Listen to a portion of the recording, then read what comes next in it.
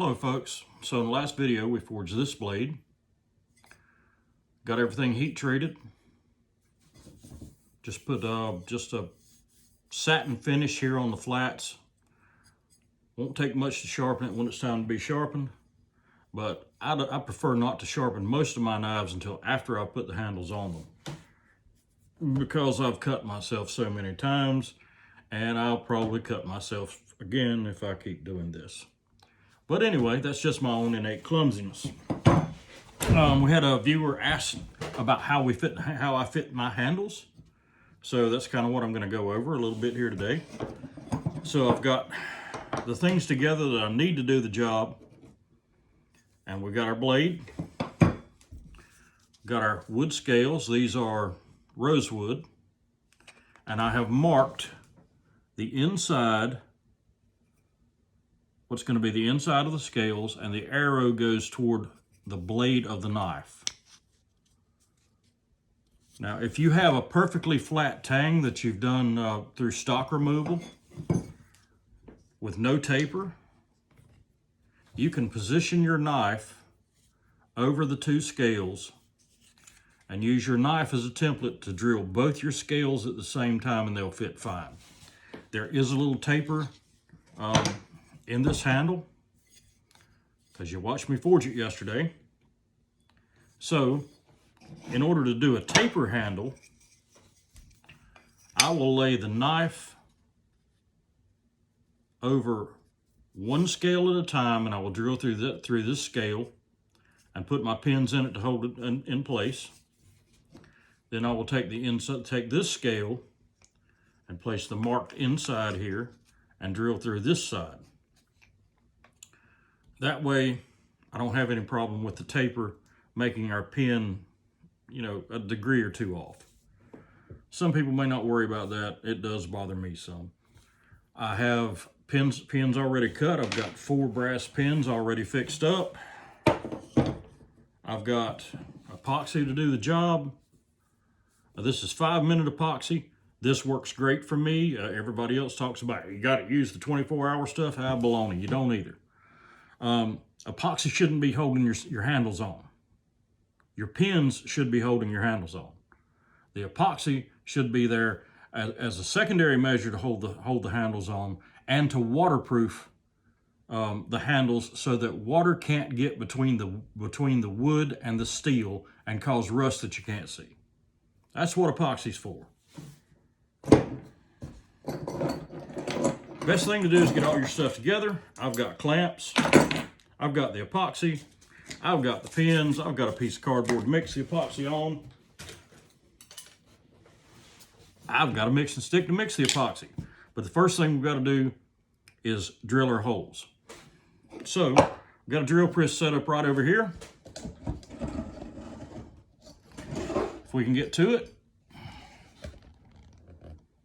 And I'm going to drill the hole, as I said, the inside. Says inside, pointing toward the blade. I'm going to position this, drill my holes. I want to come as far back toward this end as I can, because that's just how it's going to work best with this knife handle. If I move back toward this end of the wood as far as I can. Let's get a hole drilled.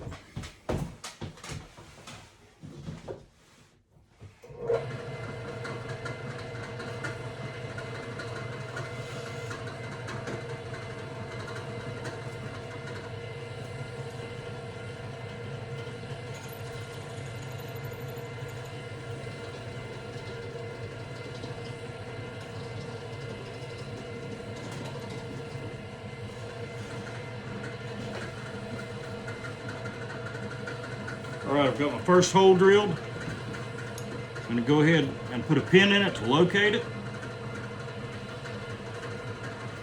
Now I'm going to move one of these drills to the back, or one of these holes at the back, drill it, and put a pin in to locate it.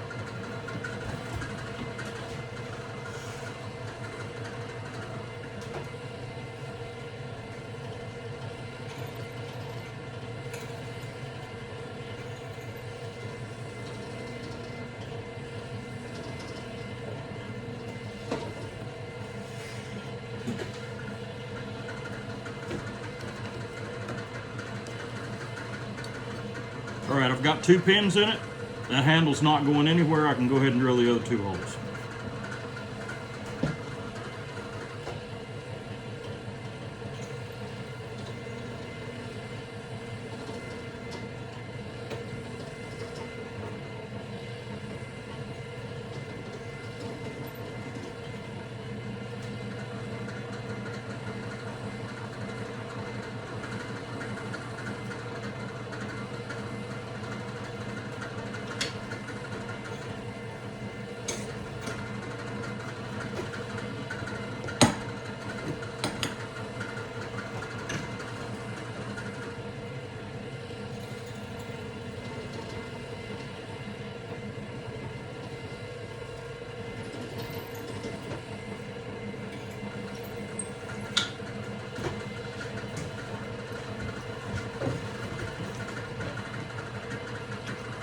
That's my holes in that side.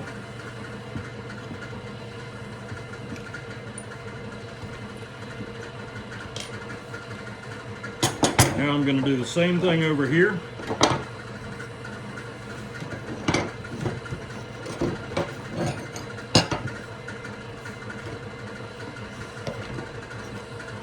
Like so. Got my inside pointing toward the blade.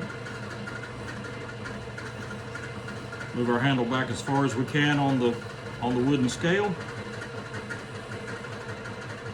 And we'll start with this hole.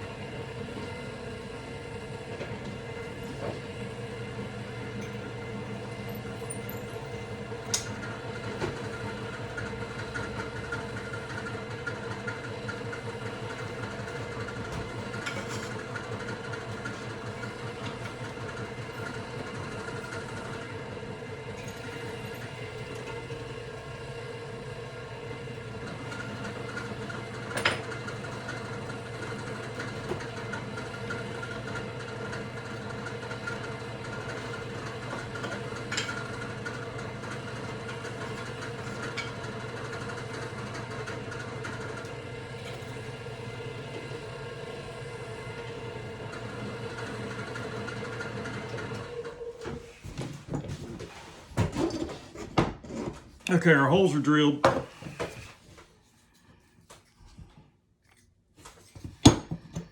Now let's see if they work.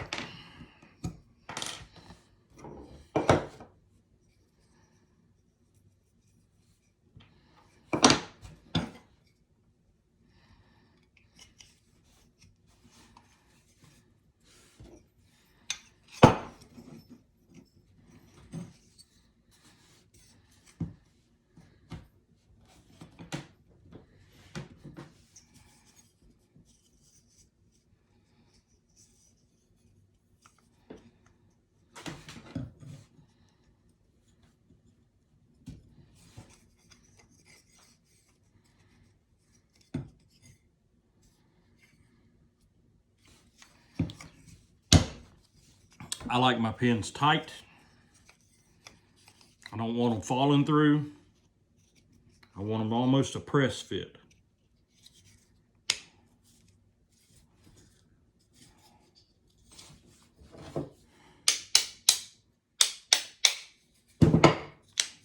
That's those 2 pins in.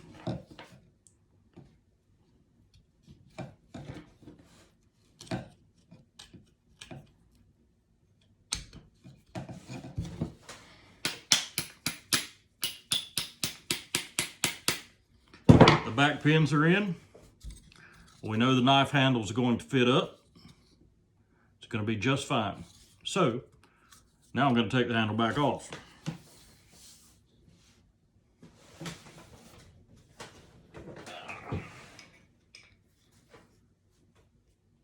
I said I had everything together.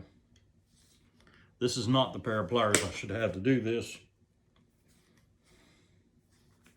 But the others are at the forge and I'm not going to get them.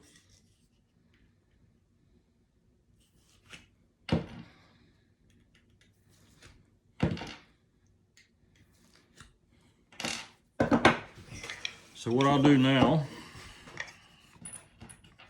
is put my pins back in this scale.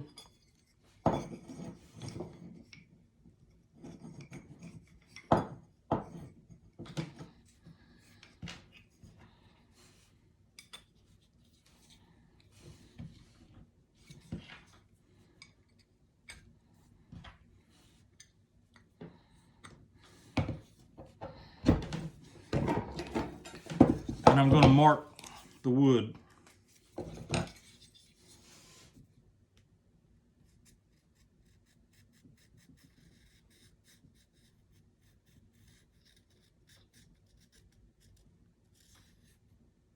Where it needs to be cut.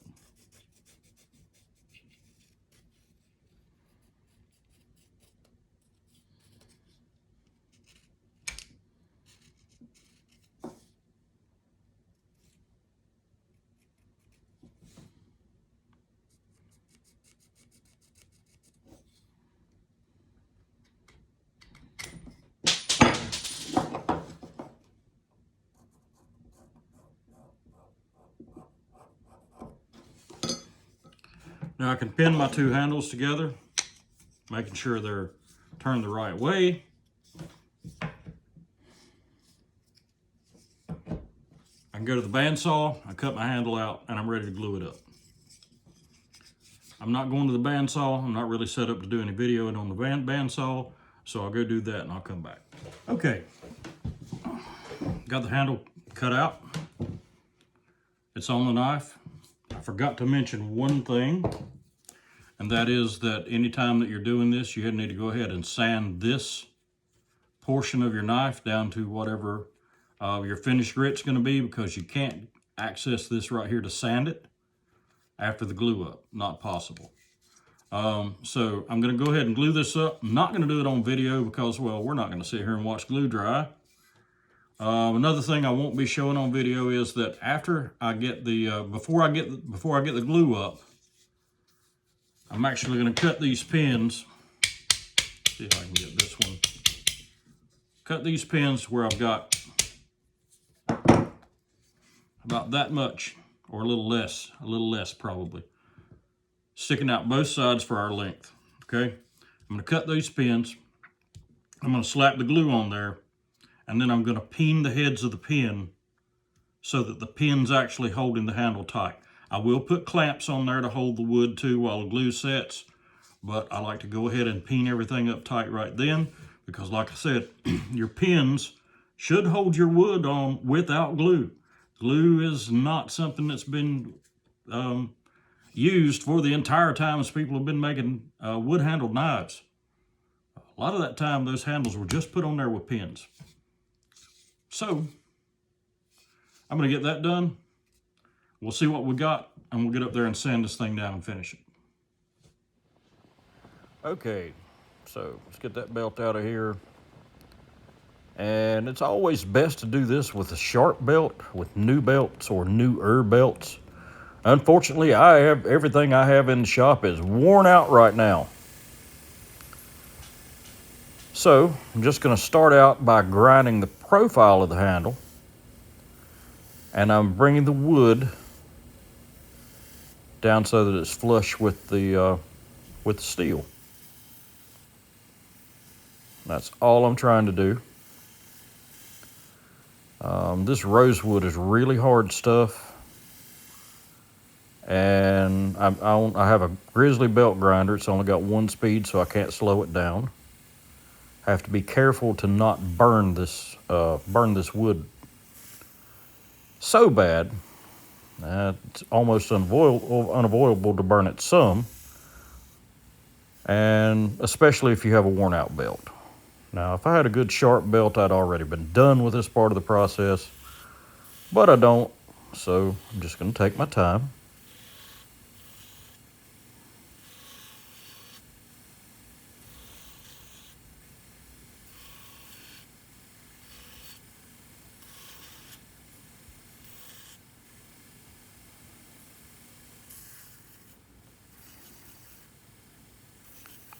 Sand down the pins.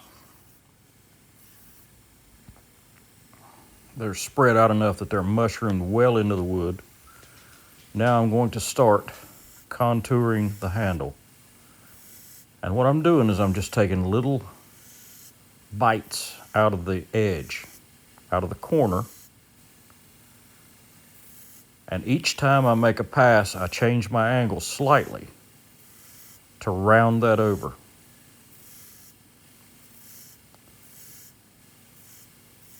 Trying to make both sides match. You can see that. That's rounded it over. And I don't have any specific parameters of how I fit it. I grind a little bit. I hold it in my hand. If it feels right, it is right.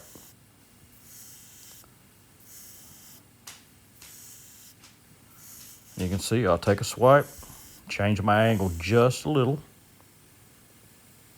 till it's where I want it.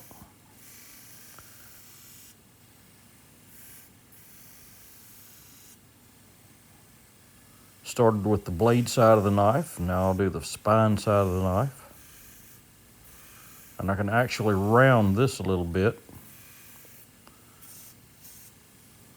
just because of the way this is made.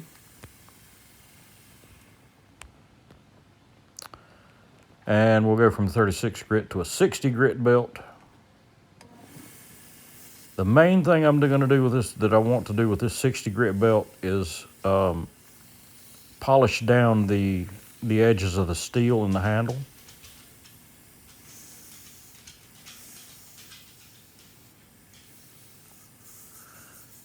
I'll still go through and work on the corners of the wood a little bit.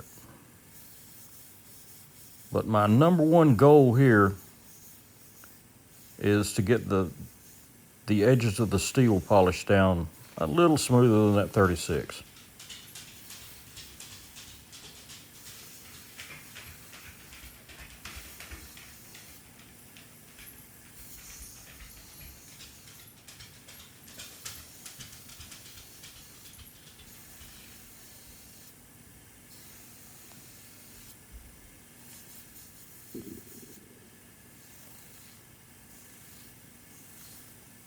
Getting there.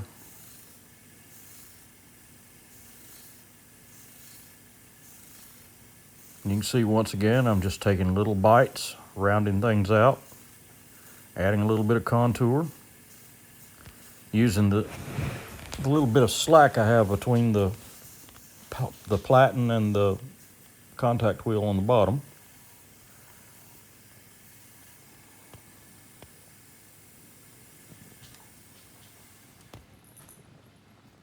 We'll get done with that. We're going to go to a 120 grit J-Flex belt.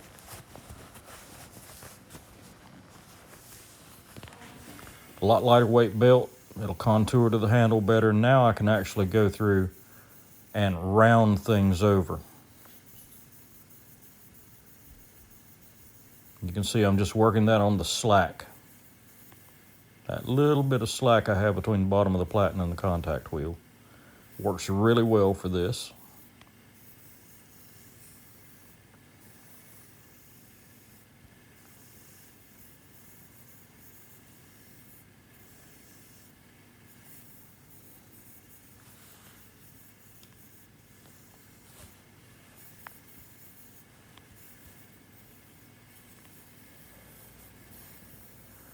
Making sure I get out all the scratches from the 60 grit belt.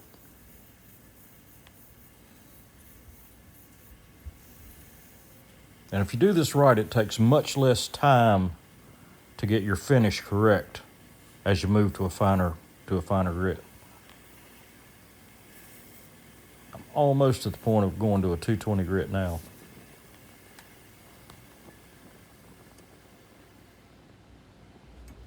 All right, we're gonna go with 220, scalloped edge, J-Flex, very flexible belt. Go in and polish everything. Make sure we get out all the 120 grit scratches out of the wood and out of the steel.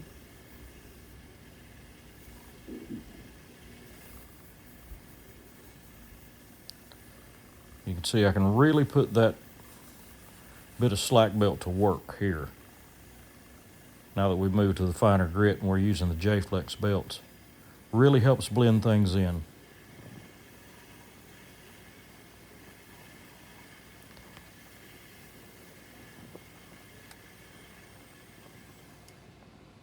And we'll go to a 400 grit. Once again, scalloped edge J-Flex belt. And do the same thing, just polish everything up. I seldom go above 400 grit. If I do, it's by hand sanding. 400 grit seems like the magic number to me. Some guys will go on up, 600-800 grit. I want that wood with a glass-like polish. When I'm doing wood scales, I very seldom ever go over 400 grit because I want that wood to have enough surface texture to make it easy to grip. I don't want it slick as a piece of glass. Okay, so back in the house, waxed it up, gave her one coat of wax. I usually put 2 coats of wax on my handles. And you can see that these pins, I don't have a piece of pin stock here. You can see that these pin stocks, these pins, after being peened, had swelled up and inset back into the wood. And this started out as 1/8 inch pin stock, and that's a bit bigger than an 1/8 inch pin right there because the end is mushroomed out and actually inset back into the wood. Those handles would not come off, even without epoxy. So the epoxy is just a secondary measure. Put your pins on. Put your pins in there like they're supposed to be and not a worry. Another thing that right here on this blade is a seam of epoxy. And a lot of people go to great trouble to clean that epoxy off, Why? Leave it on there. Like I said, the epoxy keeps water from getting between the wood and the steel. Leave it on there. Some folks think it's a shame. I think it's a little bit of a mark of quality, as long as it's not just, as long as it doesn't look like somebody blew their nose on it. I mean, a nice little neat line of epoxy right there is not a bad thing. Anyway, if you enjoyed watching, I'd very much appreciate it if you'd hit that like button, subscribe to the channel for future content.